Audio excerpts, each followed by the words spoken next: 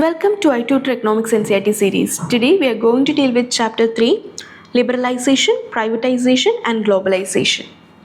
After independence, India adopted a mixed economy, meaning it combined the strength of both the market economic system and planned economic system. The idea was to get the best of both the worlds. The government would take care of important sectors like infrastructure, defense and social welfare.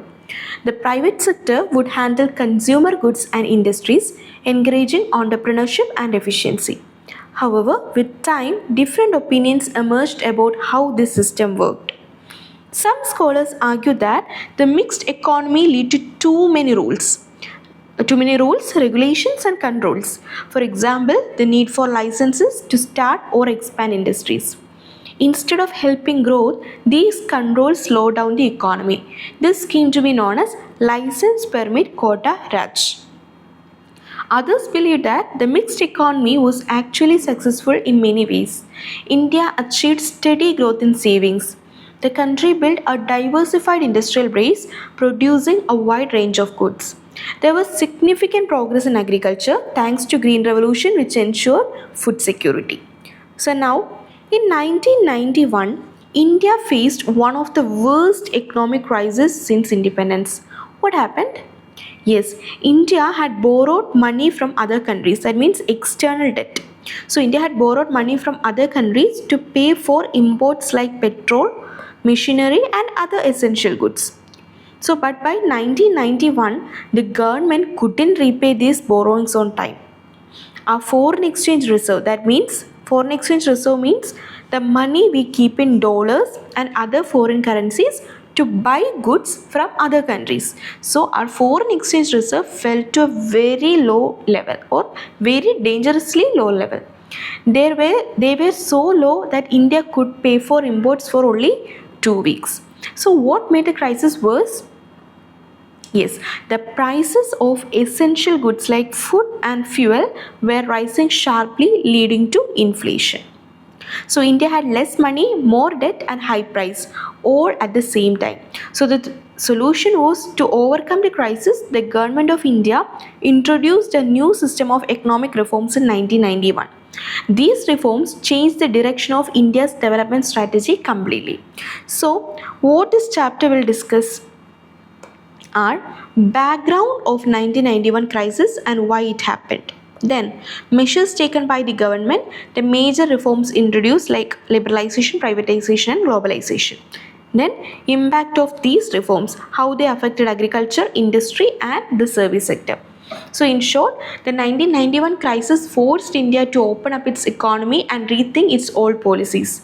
This was the turning point that led to the beginning of economic liberalization in India. Now let's understand how India slowly moved towards the financial crisis of 1991. Background to the 1991 economic crisis. The main reason was inefficient management in the 1980s. During 1980s, Indian economy was not managed properly. The government was spending much more money than it was earning. How does the government get money? Yes, the government collects money through taxes, profit from public sector enterprises and other non-tax sources. But this income was not enough to cover all its expenses. What does the government do when expenses are higher than income? When expenditure is more than income, this is called budget deficit. When expenditure is more than income, it is called budget deficit. So to cover this gap, the government started borrowing money from banks, from people within India and from international financial institutions like IMF and World Bank. So what about foreign trade? Whenever India imports goods like petroleum, it has to pay in dollars or in foreign currency. India earns dollars mainly through exports, that is by selling goods to other countries. So if imports become more than export, we start losing foreign exchange. That exactly what happened in 1980s. India was importing a lot but exporting very little.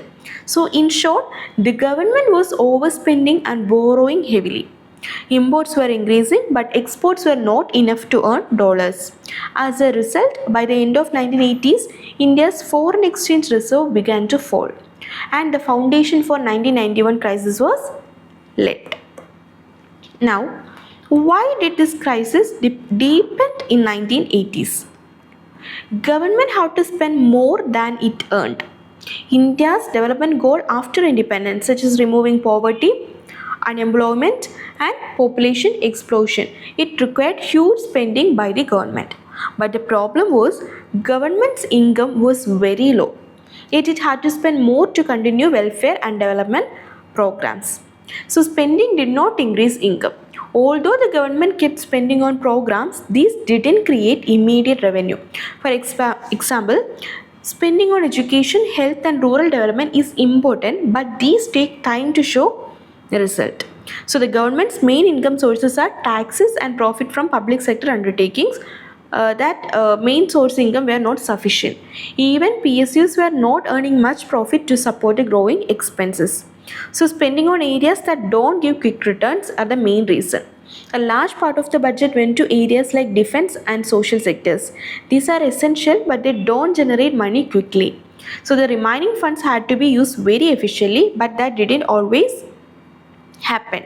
India also borrowed foreign exchange from other countries and international institutions. But much of this borrowed money was used for consumption, not for productive investments. So India did not pay enough attention to increasing exports. As imports kept growing, the gap widened and the country's foreign exchange reserves started falling sharply.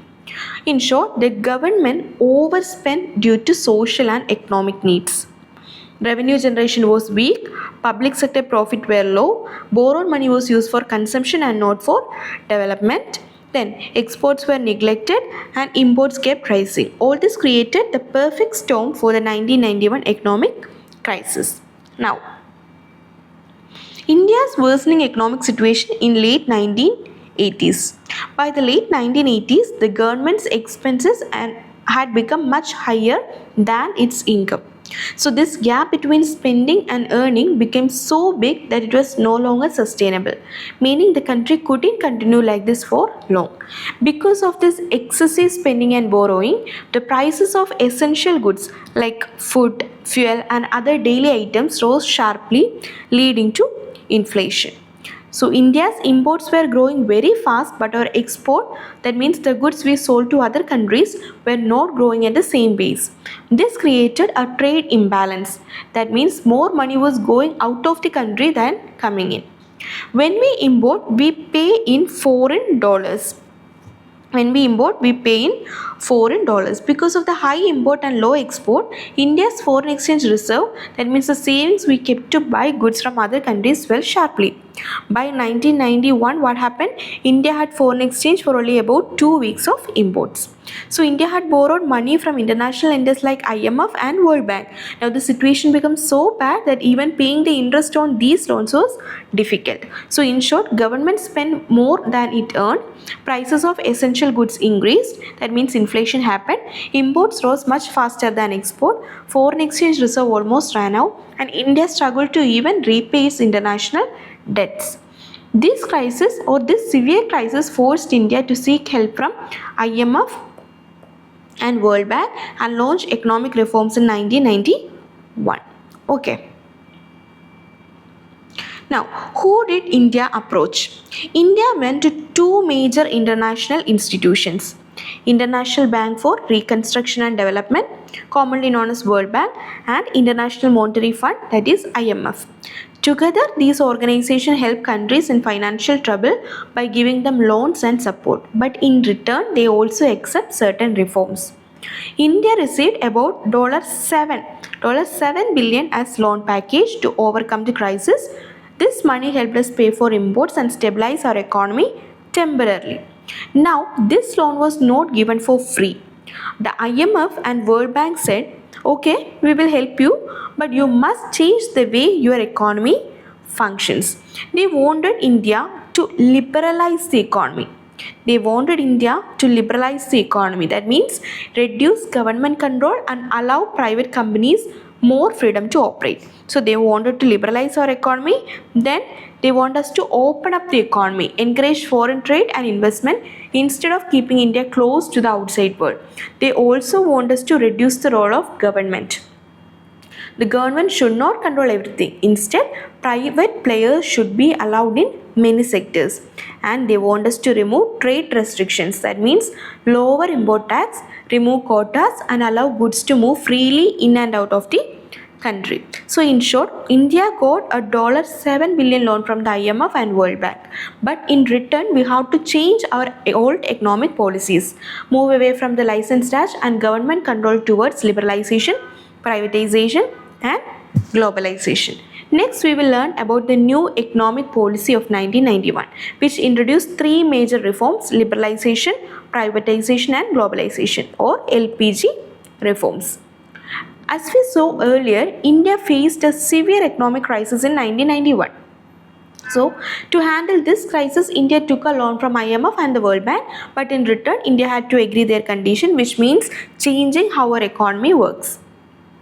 To fulfill these conditions, to modernize our economy, the government announced the new economic policy in 1991. New economic policy in 1991. This policy introduced wide-ranging economic reforms, meaning many new changes were brought into different parts of the economy. The main aim of these reforms was to make Indian economy more competitive, remove unnecessary barriers that stop new business from entering or growing, and encourage efficiency and productivity in every sector. So the new economic policy had two broad types of policies.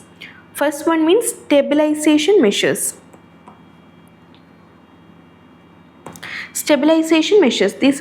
Stabilization measures are short-term measures. This means their main goal was to correct immediate economic problems, especially those related to BOP, that means balance of payment, that is managing the difference between what we earn and what we spend in foreign trade.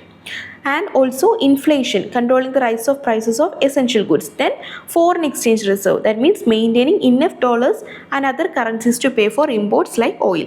So stabilization measures are short-term measures and their main goal was to correct balance of payment issues, inflation and foreign exchange reserve. Stabilization measures help bring back stability in the economy, like putting out a fire before it's spread. Now we also have structural reforms. We have structural reforms. Stabilization measures you already told, and now structural reforms. These are long-term reforms or long-term measures. Their goal was to improve the efficiency of Indian economy permanently. They aim to make India's industries and services globally competitive. For that, the government planned to remove rigid rules and restrictions that had slowed down growth. In short, structural reforms are about changing the very structure of the economy to make it stronger and more flexible. Now, three major components of new economic policies are liberalization, privatization and globalization. Liberalization means freeing the economy from government control. Privatization means giving a large role to private companies, and globalization means integrating the Indian economy with the rest of the world. Among these, liberalization and privatization are strategies, that means ways to change the system, and globalization is the result or outcome of those strategies. In short, National Economic Policy or NEP was launched in 1991 in response to the economic crisis. It includes stabilization reforms and structural reforms. Stabilization reforms are short-term measures and structural reforms are long-term measures. The reforms revolved around liberalization, privatization and globalization. Now, what is meant by liberalization? Before 1991, India had too many rules and regulations controlling every part of the economy, what we call the license permit Raj system. If anyone wanted to start a business, expand a factory or even produce a new product, they needed several government permissions, that is called license. These rules were originally meant to regulate the economy and ensure fairness, but over time they became major obstacles that slowed down growth, reduced competition and discouraged entrepreneurship. So in 1991, the government decided to remove these restrictions and open up various sectors. This process is called liberalization. So this process is called liberalization. In simple words, liberalization means giving freedom to businesses, fewer government control and more private initiative. And the purpose of liberalization was, the main aim was to end unnecessary government interference in business, allow industries and markets to function freely, encourage private enterprises to expand and innovate, increase competition and efficiency in the economy. Now let's look at the background. Even before 1991, during the 1980s, the government had taken some small steps towards liberalization. A few licenses were relaxed, some import rules were softened, policies encouraged modern technology and foreign investment, etc.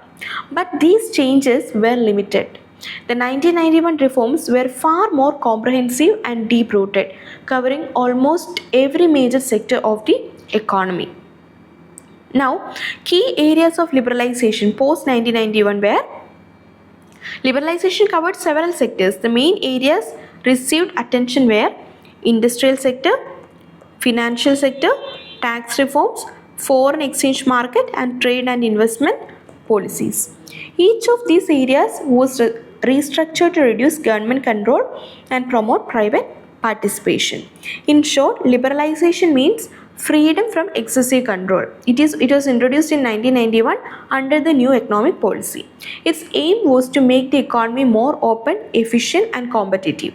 And the key areas were industry, foreign exchange, taxation, then finance, trade and investment. Now, deregulation of industrial sectors. What was the situation before 1991? Before the reforms, the industrial sector in India was heavily controlled by the government. Entrepreneurs could not freely start or expand industries without multiple permission. This system was called licensing, means license permit Raj. The government regulated industries through several ways. What are they? Yes, industrial licensing. First one was industrial licensing. Every business person need government permission to start a new firm, close an existing one, or even decide how much they could produce. This made the process slow, inefficient and encouraged corruption. And the second one was restriction on private sector. Certain industries were reserved only for the public sector. Private companies were not allowed to enter. For example, defense, railways, atomic energy and so on. And the third reason was reservation for small scale industries. Some goods could be produced only by small scale industries. So large firms could not enter those areas even if they had better technology or capacity. And this fourth reason was price and distribution control. The government also controlled how much certain goods would cost and how they would be distributed, limiting flexibility for industries. So the new industrial policy of 1991 aimed to free industries from government control and encourage competition and growth. So the reforms included were abolition of industrial licensing. First one was industrial licensing was abolished. Most industries were freed from licensing requirements. Now, no need to take the government approval to start or expand a business. And freedom to private sector. There were freedom to private sector. That means private enterprises were allowed to enter many sectors that were earlier reserved for the public sector only. Then, lifting of SSI restrictions. Many items earlier reserved for small-scale industries were de-reserved, allowing large firms to produce them.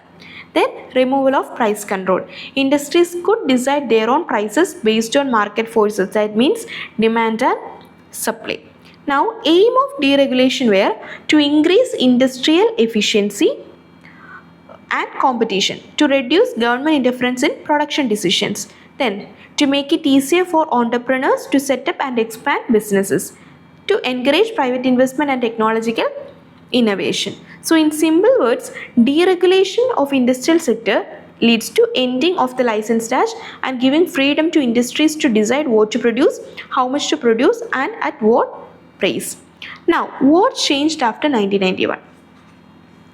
The new industrial policy of 1991 removed most of the restrictions that had controlled the industrial sector earlier. The goal was to create freedom for industries and increase competition and efficiency. Here's what actually changed. End of industrial licensing. Industrial licensing were abolished for almost all industries.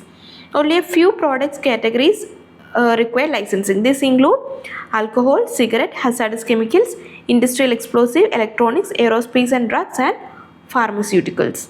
Then Earlier, many sectors were reserved only for government control. Now, only 3 industries remain reserved for the public sector. What were they? Yes, defense equipment, then atomic energy and railway transport.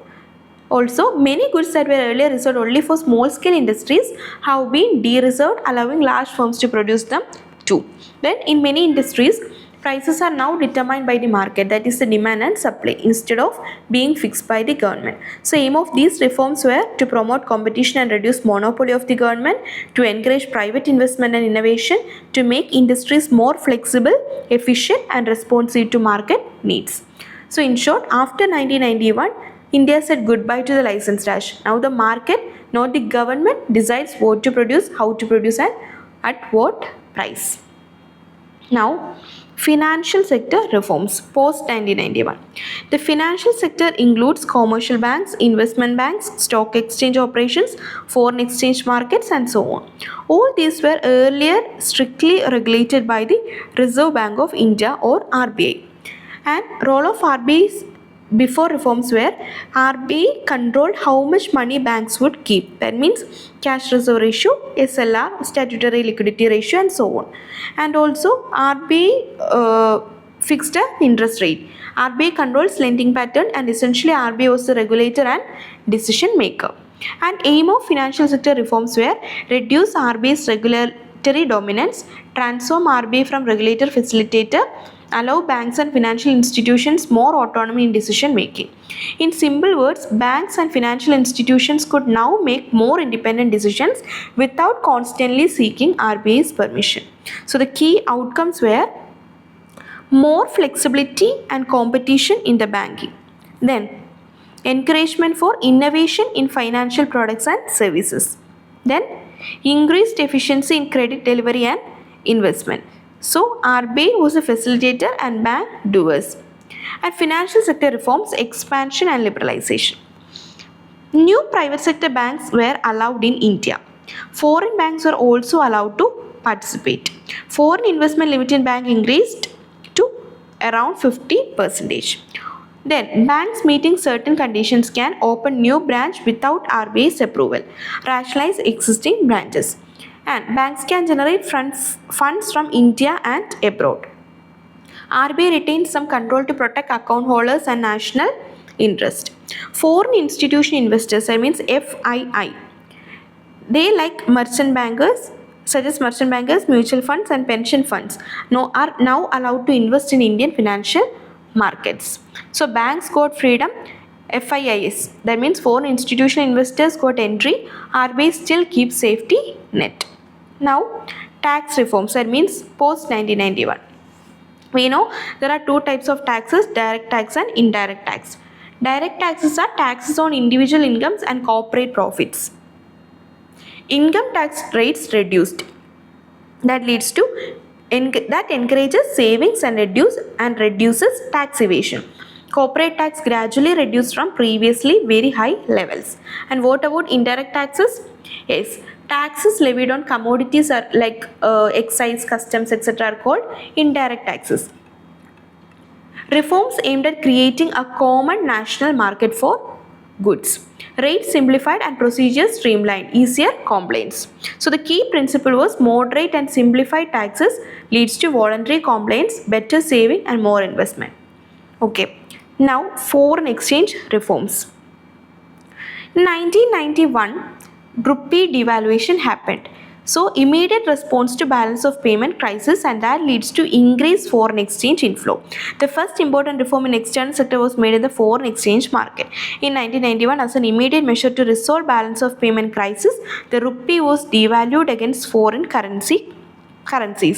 This led to an increase in the inflow of foreign exchange. It also set the tone to free determination of rupee value in foreign exchange market from government control. Now, more often than not, markets determine exchange rates based on demand and supply of foreign exchange. Now, trade and investment policy reforms. Trade liberalization, that means reduce import restrictions, tariffs and quotas, that leads to increase in international competitiveness of Indian industries. Liberalization of trade and investment regimes was initiated to increase international competitiveness of industrial production and also foreign investment and technology into the economy. The aim was also to promote the efficiency of local industries and the adoption of modern technology. So, in order to protect domestic industries, what did it? Yes, India was following a regime of quantitative restrictions. That means dismantling of quantitative restrictions of imports and export. Then first one was that. Then second one, a reduction of tariff rates. Then removal of licensing procedures. Then removal of quantitative restrictions on manufactured consumer goods and agriculture products from April 2001. Then abolition of export duties. That means improve international competitiveness of Indian goods. So the impact was industries face greater competition that leads to improved efficiency. Indian products become more competitive in global market and it boosted trade liberalization and global integration. Now let's look at privatization.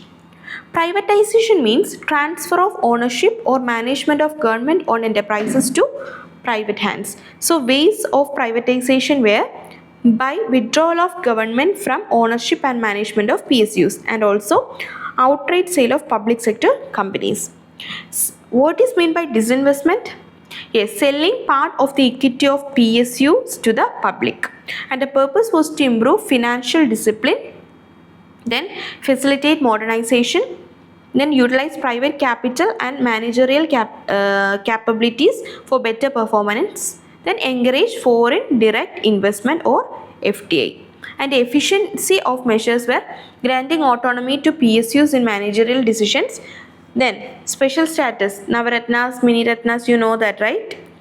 Okay, then impacts were better performance of PSU, modernization and inflow of private foreign capital, encourage market driven efficiency in previously government dominated sectors. Now, globalization. Globalization means outcome of liberalization and privatization policies. Okay, it was an integration of Indian economy with the world economy. It involves creating network across economic, social and geographical boundaries. It establishes interdependence where events in one part of the world influence other. Conceptually, it aims to create a borderless world.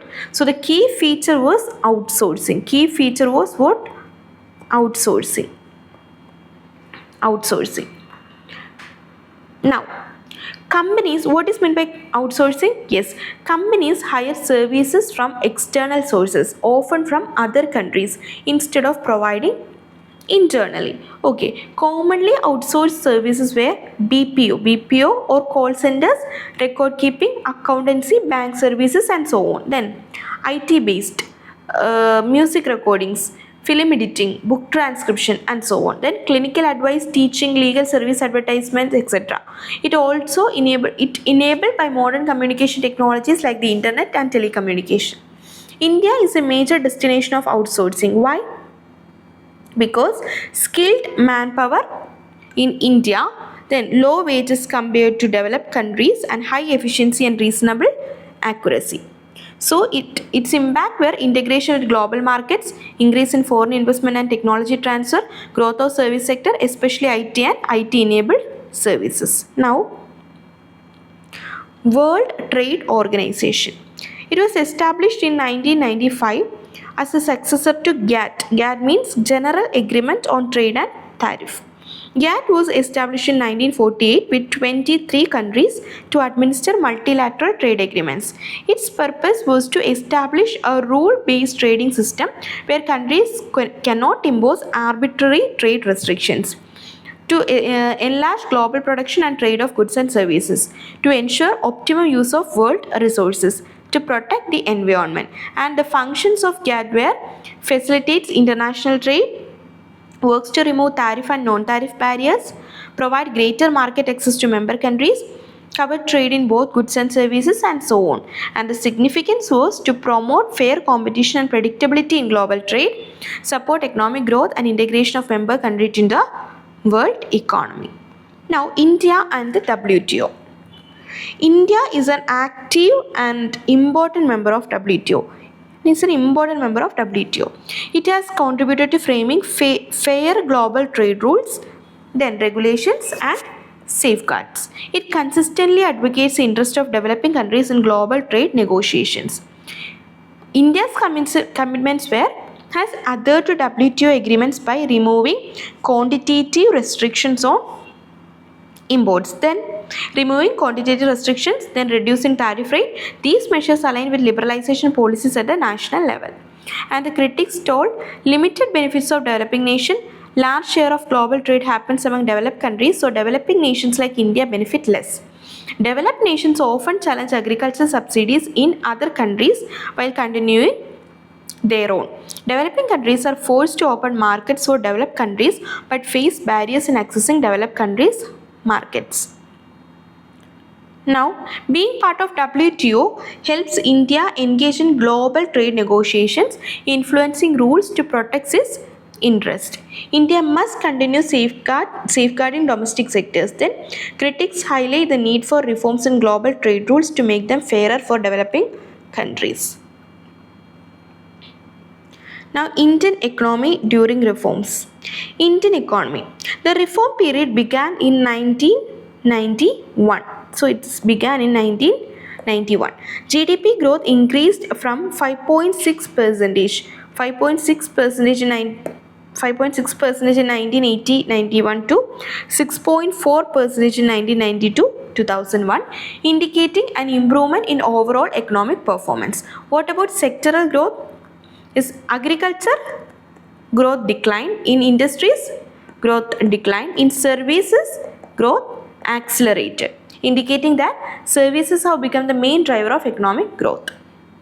And in 10th 5-year plan, overall GDP growth target were 8%, and sectoral growth targets were, in agriculture our targets were 4, industry, in agriculture our target was 4, industry 9.5% and service 9.1%.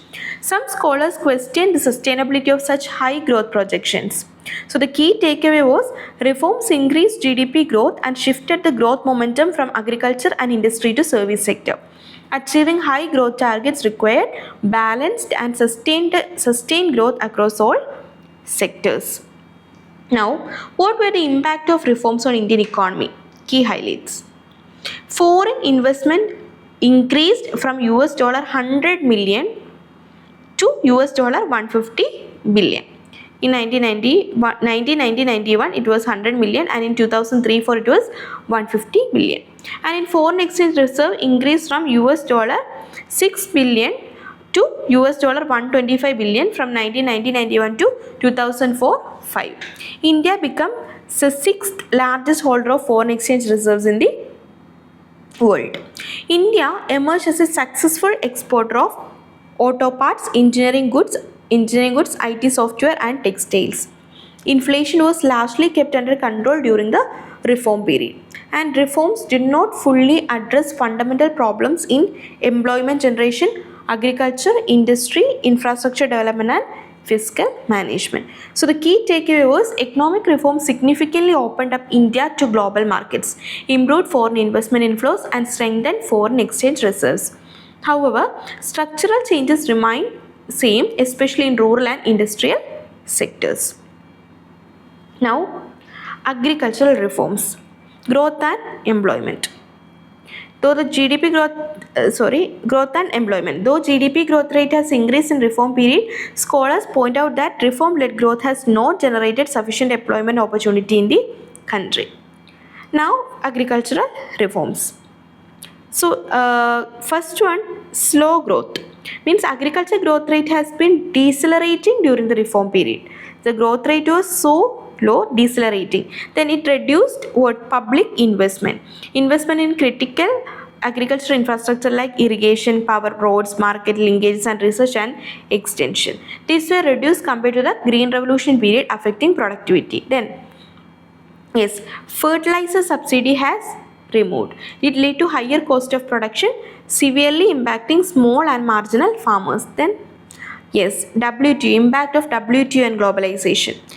Policy changes due to WTO membership, reduction of import duties on agriculture products, removal of minimum support price in some areas, lifting of quantitative restrictions, and increased international competition, making domestic farming more vulnerable. Now the focus shifted from domestic food grain production to cash crop for export. Pressure on food grain prices and food security concerns also increased. So the key takeaway was, while reforms opened agriculture to global markets, small farmers and domestic food security have been adversely affected due to reduced support and increased competition. Now, reforms in industry. Okay. Slowdown in industrial growth. Industrial growth has slowed down in the reform period. It was slowed down. What was the reason? Yes, decreasing domestic demand for industrial product, then competition from cheaper imports, inadequate infrastructure, etc. lead to slowdown in industrial growth.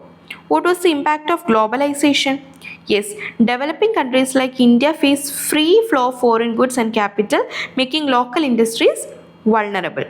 So it made the local industries vulnerable. Now, infrastructural bottleneck, power supply or transportation and industrial logistics remain inadequate, limiting competitiveness. India does not have full access to developed countries' market because of high non-tariff barriers. For example, USA maintained quotas on textile imports despite India removed its quotas. So the key takeaway was, while liberalization opened markets and encouraged efficiency, domestic industries face severe challenges from foreign competition and weak infrastructure affecting growth and employment. Now, what about disinvestment of PSUs? Disinvestment refers to the partial or complete sale of government-owned enterprise to the private sector. So its goal was to improve efficiency, financial discipline and modernization of PSU. In 1991-92, target was 2,500 crore and we achieved 3,040 crore. And in 1998-99, our target was 5,000 crore and we achieved 5,400 crore. So the criticism was undervalued assets, lead to substantial loss to government. Then proceeds mostly used to fill government revenue gaps and not for development of PSUs or building social infrastructure. So the reforms and fiscal policies include constraints on public expenditure. Economic reforms limited growth of government spending, especially in social structure. Then what about tax reduction or tax reform? Reducing income and cooperating taxes. Then outcome, expected revenue gains did not materialize. So the key takeaway was, while disinvestment and fiscal reforms aimed at efficiency and investment attraction, they constrained government resources, reducing capacity for social and development spending. Now, conclusion. Globalization in India, what was the positive aspect? Yes, it provides greater access to global markets and modern technologies. It offers opportunities for large Indian industries to compete internationally. It contributes to the growth of service sectors like IT, then telecommunication, finance, travel, hospitality and real estate. And what were the criticism or negative aspect? Yes, it was viewed as a strategy for developed countries to expand markets at the expense of developing nations. It can widen economic disparities both among countries and within the population. In India, economic reforms of 1990s favored high-income groups, concentrating growth in service rather than agriculture or industries. Millions of livelihood dependent on agriculture and industry received limited benefit. Then, market-driven globalization may compromise welfare and social equity. Therefore, globalization is a double-edged knife or sword. It offers opportunity for growth and modernization but can exacerbate inequalities if not accompanied by inclusive policies. Okay, so viewed from Indian context, some studies have stated that crisis that erupted in early 1990s was basically an outcome of deep-rooted inequalities in Indian society, and the economic reform policies initiated as a response to the crisis by the government with externally advised policy packages further aggravated the inequalities. Further, it has increased the income and quality of consumption of only high-income groups, and the growth has been concentrated only in some selected areas in the service sector such as telecommunication, information technology, finance, entertainment, travel and hospitality service, real estate, trade, etc., rather than vital sectors such as agriculture and industry, which provide livelihood to millions of people in the country. So that's all about this chapter. Hope you understand. Thanks for watching. For more related contents, do like, share and subscribe.